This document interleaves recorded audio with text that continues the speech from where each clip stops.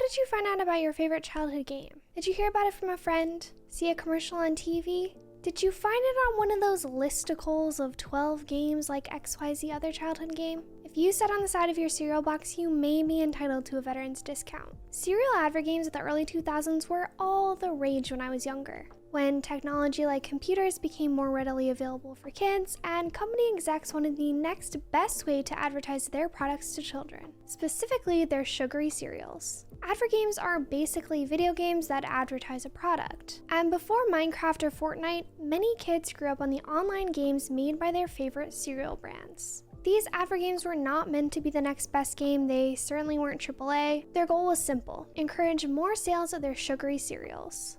So why are people like me so attached to these very obviously branded games? Why can't I stop thinking about the rabbit from Trix hopping on these disappearing tiles? What are these mouth things that haunt me in my nightmares? Now, I'm definitely not here to hold these games to the highest standard of game design or even evaluate them based on how good they were at selling products. That's the boring stuff. I'm here to indulge in my memories, take it back to my roots, and pour myself a big bowl of nostalgia cereal. Sound fun? Let's dive into it. I started making this video with the intention of looking back fondly on my favorite cereal Advergames like Millsberry and Postopia. They're games that I've never quite been able to get out of my head. But while researching each of these games, I came across something of lost media, and it basically derailed what this video was supposed to be about, so I present to you my findings of the lost cereal Advergame, Kellogg's Funky Town. But first, let's indulge. Post, the makers of cereal brands such as Oreo O's, Honeycomb, Golden Crisp, etc., were seemingly the first of the cereal corporations to dip their toes into the world of online games. The actual launch date of Postopia seems to be unknown, and the earliest the website goes back on the Wayback Machine is February 23rd, 2001. But once it was finally up, it featured an explorable world that you could click through, and you could play a ton of mini games like Waffle Boy's Mountain Adventure, Big Barney Chase, and my personal favorite, Pebbles Quarry Adventure. They also had designing games and arcade games. The game featured many of the notable characters that advertised Post-owned cereals, like the Flintstones, the bear from Golden Crisp, Waffle Boy, and they even personified mouths. What is this monstrosity? Postopia is considered to be partially found media on the Lost Media Wiki. There are a ton of games that they did find, some that are only partially found, and many lost minigames. In 2003, Postopia got a new logo, and the website was updated to include Post tokens, which were codes printed on marked boxes of Post cereals that users could enter on the website. These codes would give people access to exclusive minigames, cheats, extra levels, and more. It wasn't good enough for the website to just be free to play. Of course, they also really had to encourage the sales of their cereals to unlock these minigames, cheats, and extra levels. I get it, at the end of the day, they're trying to sell a product. According to the Kaiser Family Foundation, which conducted a study on Advergames, almost 4 out of 10 sites, 38%, have incentives for the users to purchase more food so they can collect brand points, universal product code labels, or stamps that they can then exchange for premiums, such as gaining access to new games or purchasing brand-related clothing. These Post tokens would be printed inside the cereal box, which made you actually have to buy the product. And at one point they had a Post token offer that would allow users to see special bloopers from Fairly Odd Parents, but that blooper reel is considered to be lost media today. Postopia was the first, but certainly not the last cereal Advergame of our childhood. Noting the new marketing tactics of their competitors, General Mills was seemingly the next to hop on the bandwagon of cereal Advergames, but they decided to take a different approach from Postopia. Millsberry launched on July 5th, 2004, and rather than just housing a variety of different mini-games with brand markers, General Mills built an immersive city that you could explore. You could make your own character, build your house with a ton of different rooms and floors, play mini-games, and visit different buildings and neighborhoods in the world of Millsberry. Unlike in Postopia, you could interact with your friends in Millsberry. It wasn't an MMO, but you could visit your friends' Millsberry characters and check out their houses, but you couldn't meet up and play games together, unfortunately. That would have been really cool. Of course, they had a variety of different mini-games such as Cinnamon Toast Crunch Swirl, Fruit Roll-Ups Scoops Memory Game, Honey Nut Cheerios Save the Honey, Hop and Drop, and so many more. The minigames featured brand markers, specifically the different characters that General Mills owned, like the Leprechaun from Lucky Charms and Silly Rabbit from Trix. Millsberry as a little town was pretty cool, and I think it was well thought out. You could visit downtown and go to the career center, check out one of the many stores like the clothing store, furniture store, pet store. You could go to the Gazette building or visit the post office to send your friend a virtual postcard. There were just a variety of different things that you could do, characters that you could meet, and there were actually educational portions of it as well, which we'll get to later. But back to the postcards. According to the Kaiser Family Foundation, these Advergames like Millsberry tried to encourage viral marketing. Almost 2/3, 64% of sites in the study make use of viral marketing, in which children are encouraged to send emails to their friends about a product, transmitting the company's marketing information to their peers. Embedded in these emails are news, activities, and entertainment that are favorable to the brand. An e-card using a brand's character or link to a game on the company's website. For example, on Millsberry, they specifically had text that said there's no better way to show a friend or relative that you're thinking about them than by sending a greeting card, whether they live in Millsberry or elsewhere. I'm not gonna lie, I feel a little betrayed that these serial Advergames used me to send my friends marketing emails when I thought it was just a cute little postcard. I feel a little manipulated, but oh well. Something else that these Advergames would do is try to educate you on nutritional information. Quote, one of the options that food marketers have in creating a website is to use this space, at least in part, to educate site visitors about the nutritional qualities of their brands, as well as how they may fit into a healthy lifestyle. And listen, I hear you. I'm sure these companies probably felt some pressure to educate kids on healthy eating and going outside to exercise, but there's no way that you can convince me that these cereals are healthy. I know they're unhealthy, that's why I'm eating them.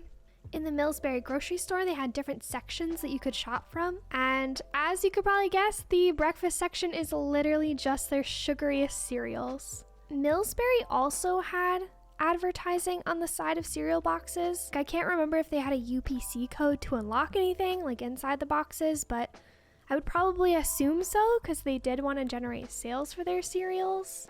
Millsberry is pretty well archived through its own little fandom page, but unfortunately it doesn't have an entry in the Lost Media Wiki from what I've seen. While they don't have a presence on the Lost Media Wiki, a user in the Advergame Preservation Project Discord server shared a list of links to Millsberry's old minigames and the fandom page. But sadly, it doesn't seem like you can play them. I put one of the links in the Wayback Machine, but even with Ruffle, it couldn't load anything, which is pretty sad. I'm not super tech savvy, so I'm sure maybe someone could figure out how to play them, but Millsberry shut its virtual doors on January 1st, 2011, just over 6 years after the game had first launched. To commemorate the closing and celebrate the game and its players, a month before the game's closing, the website was updated to feature a going away yearbook. I'm sure a lot of people were really sad about the game closing and, like me, couldn't get the game out of their heads. And so in 2020, in the height of the pandemic, many people on Twitter were begging General Mills to bring back Millsberry. And in a response to one user asking for the game to come back, General Mills responded, "At the moment, there is no plan to bring this game back. Please be assured that we value the suggestions of all of our consumers. Stay tuned to our Twitter page as this game could come back in the future." Someone even started a Bring Back Millsberry petition, which has over 4.4 thousand signatures as of May 2025. Unfortunately, it makes sense that General Mills didn't bring Millsberry back during 2020. It would have been a lot of effort for such a small period of time, so it makes sense. But yeah, I really miss Millsberry. It was definitely by far my favorite, one of those memories that I'll never forget from my childhood, and I really miss that game. So as I was researching for this video, I was looking into Postopia and walking down memory lane thinking about Millsberry, and I kept seeing this other game's name popping up in so many different sources, and I really wanted to look into it, so here you go. Let's talk about Kellogg's Fun K-Town. I think it's supposed to be like funky without the Y, but also fun K, because it's K for Kellogg's, you know? Anyway, let's just get into it.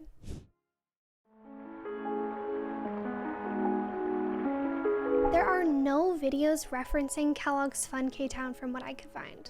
And I could barely find any screenshots of the game on Google Images. Yet the name and the website were referenced in a variety of studies, one of those being the study by the Kaiser Family Foundation that I've been referencing the whole video. I also found the name pop up in an article about childhood obesity and even in a book. On the internet, hundreds of food-related websites, e.g. Kellogg's Fun K-Town, allow children to interact with branded products and characters. They can also watch commercials for food and encounter product placements embedded during advergame play. Interestingly, some advergame websites, such as Kellogg's Fun K-Town, have flash messages that tell children to go outside and play for 15 minutes before accessing the website's interactive content. But regardless, there are so many references of this game, but there's barely any images or videos from the actual website, and that was absolutely baffling to me.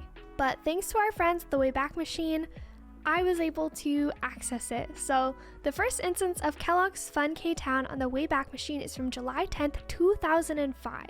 With the Ruffle browser extension, I have been able to actually get a look at what Kellogg's Fun K-Town looked like even after the death of Flash Player. Kellogg's Fun K-Town is an animated little city, I think meant to look like New York City, that's drawn in this like pixel art style. One thing I will note about Kellogg's Fun K-Town is they're very in-your-face advertising for their products. Of course, the advertisements are displayed in a very familiar way, designed as little billboards like you would see in Times Square. The page features many of Kellogg's familiar brand mascots such as Tony the Tiger, the Keebler Elves, Toucan Sam, and then other cereals that they don't necessarily have brand mascots for.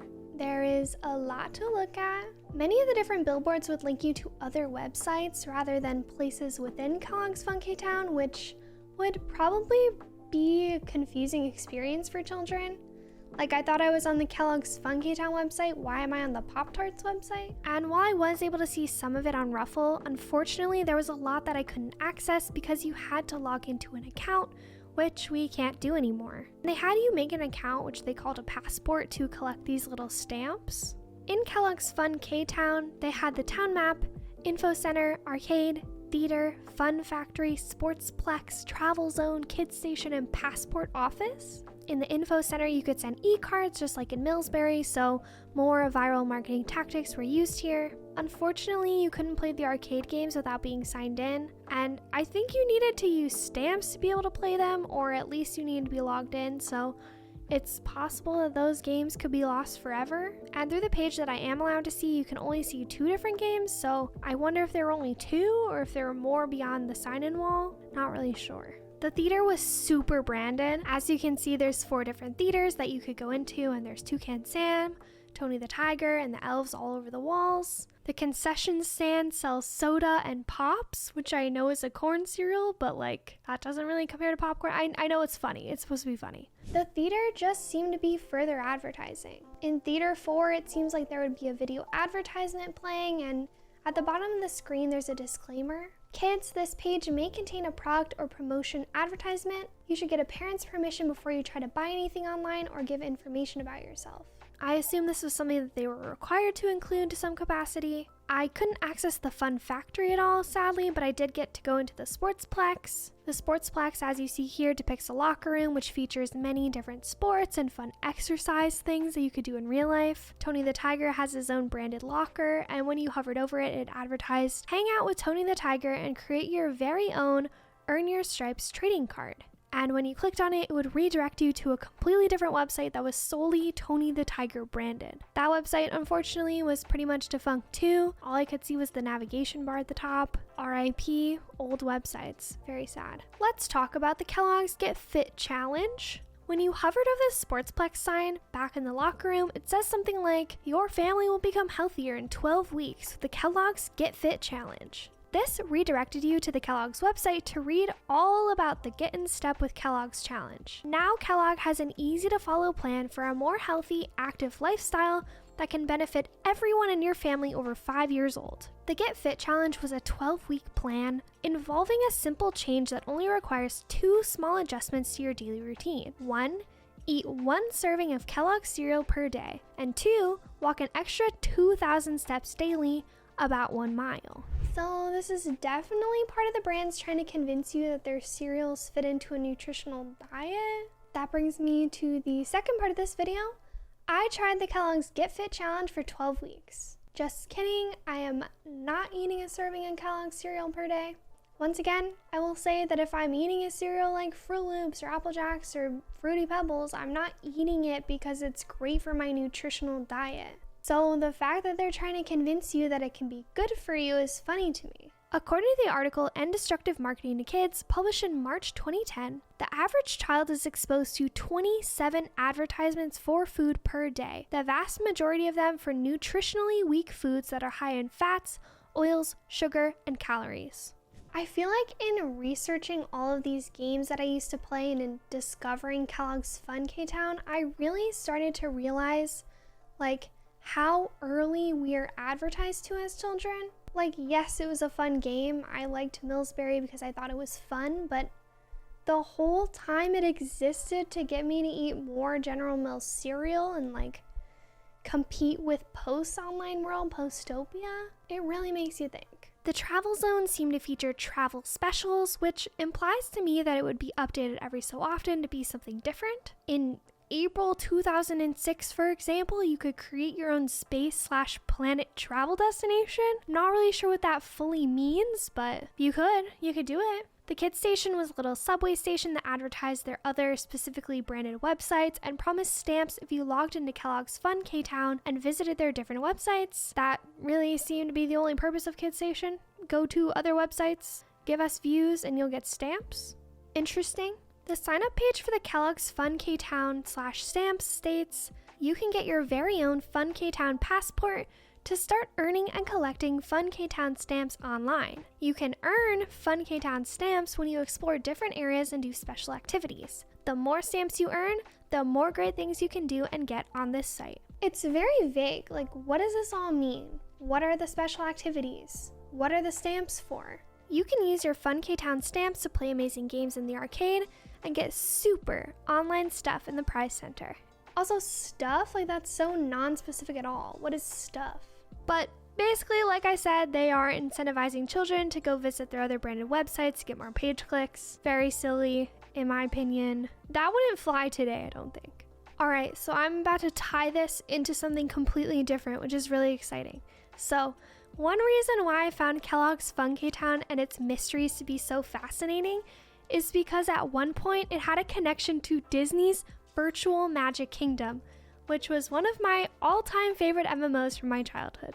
They had this promotion called Conquer the Sea, and this graphic says, get exclusive access at vmk.com, Disney's new online game where you can chat with friends, compete in games, and more. And then it says, when the game is over, hit the Get Code button to receive a code that will get you a virtual pirate party room where you can invite other players to hang.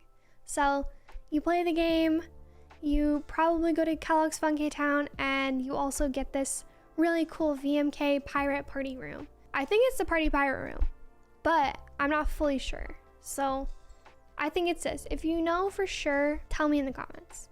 With Ruffle, I was able to play Conquer the Sea, and it was so hard. I mean, it is 2006 Control, so it's not going to be the easiest gaming experience, but it was so much more challenging than I had expected.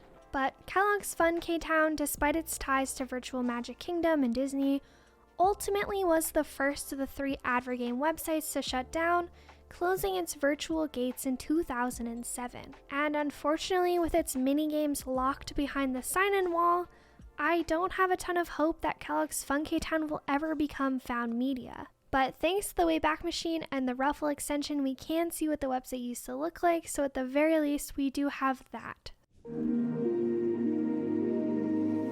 And on the note of it being the first to close, honestly, it just didn't seem like there was a ton to do on Kellogg's Fun K-Town. Of course, I could be wrong because a lot of it was behind a sign-in wall, but there just really wasn't much to do in comparison to Postopia and Millsberry. It felt really more out of touch, more advertising heavy, more like someone on the leadership team was like, hey, here's what General Mills and Post are doing, we need to spin one up ASAP. But then they went down the it's gonna be fun, great advertising route and not this is gonna be a fun game to play that you want to share with your friends route. So yeah, it's really unfortunate. It really didn't create an engaging experience that made you want to log on after school every day like, to me, Postopia and Millsberry did. In my opinion, I think it's because of how branded it was. Like, if I had to put them on a scale from least branded to most branded, I would say that Millsberry comes in as least branded. It stood as a game on its own. You could create your own character, design your house, visit your friends' houses, play mini games, and just overall explore the world of Millsberry. At the same time, the game checked the boxes for General Mills as an advergame. Their brands were prominently featured on different parts of the website. You could see their brand mascots represented in the mini games. It was subtle and not as in-your-face as an advertisement, which may be more insidious for the crowd who don't support this kind of marketing towards children. According to the Kaiser Family Foundation, among the games for brands included in the study, 97% incorporated at least one type of brand marker, such as an image of the food item, a product package, a brand character, or brand logo. 80% included 2 or more types of brand markers. And this is true for all 3. All 3 did have some inclusion of brand markers, it just really depended how in your face it was. Postopia comes in second for me on the scale. These brand markers are all over Postopia, but to their credit, they also had non-branded games like the Monster Rumble, and while it didn't have the appeal to me as Millsberry did, I loved anything where I could make a character or decorate a house, and I did spend a lot of time on Postopia playing the games. I also really liked collecting the post tokens. Something about it really scratched an itch in my brain, maybe because they look like gold coins, I don't know. The mini-games were enjoyable and the advertising was there, always present in the navigation bar and through the branded mini-games, but it still didn't feel as in your face, especially when we compare it to Kellogg's Fun K-Town. Like I mentioned before, I never personally played Kellogg's Fun K-Town because I had never heard of it, but through my research it definitely had another level of in-your-face marketing that didn't seem as hidden as Postopia or Millsberry.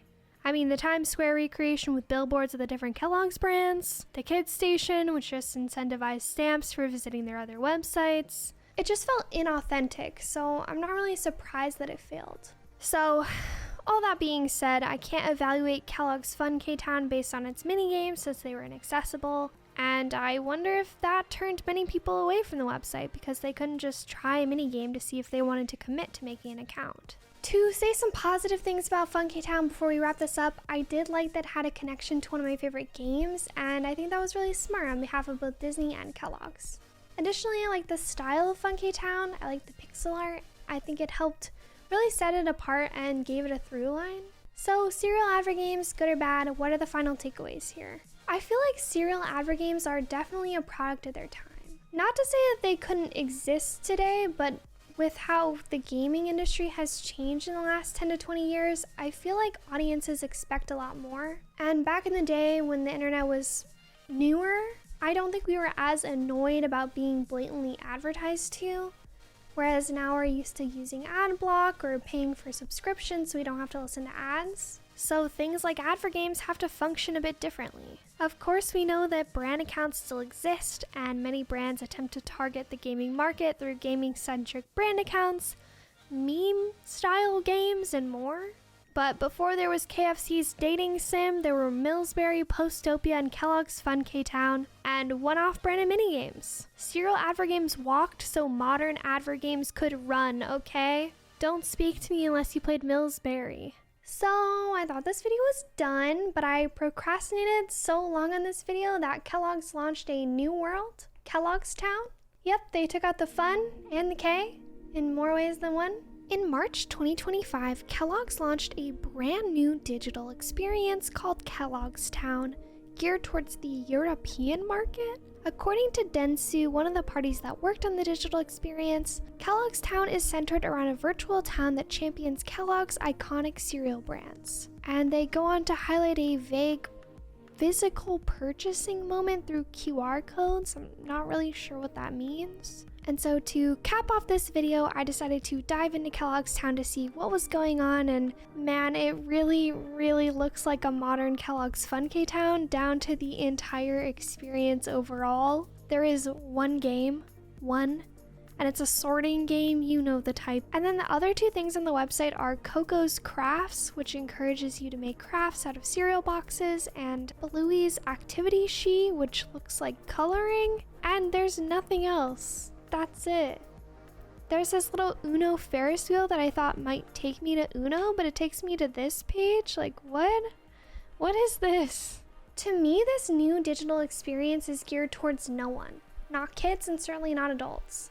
It looks like Kellogg's once again wanted to jump on the digital experiences train, and this is what they came up with. It's boring.